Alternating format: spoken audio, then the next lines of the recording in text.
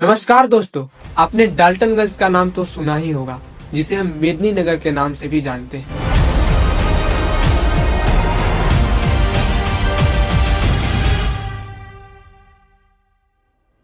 The secret chapter of Jharkhand का first chapter the chapter of Palamu का शुरुआत हम यहीं से करेंगे। इस चैप्टर को हम दो पार्ट्स में डिवाइड करते हैं। फर्स्ट पार्ट यानी कि इस वीडियो में हम पलामू का इतिहास और पलामू के अस्थायी लोगों के बारे में जानेंगे।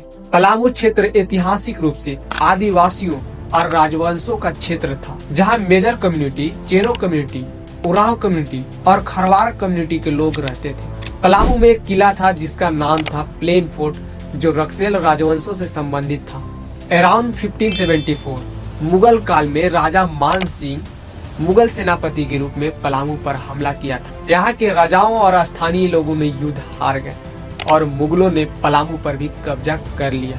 लेकिन सन 1605 में अकबर की मृत्यु हो गई।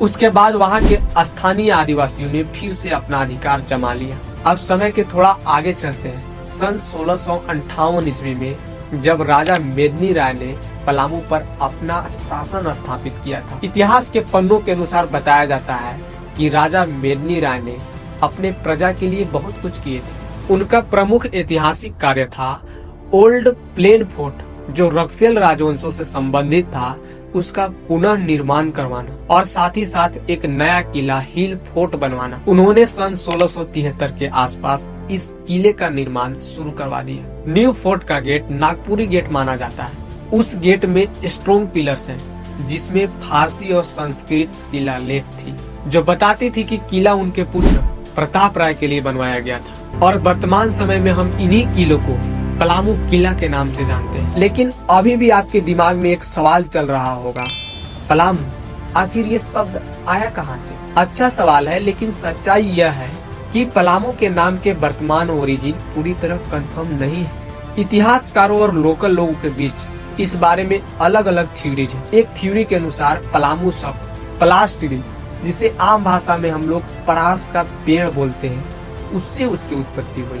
ऐसे बहुत सारे थ्योरी हैं जो पलामू शब्द का उत्पत्ति का जिक्र करती है। अगर आपके पास भी कोई पलामू शब्द का उत्पत्ति का कोई रहस्य है तो कमेंट में जरूर लिखिए।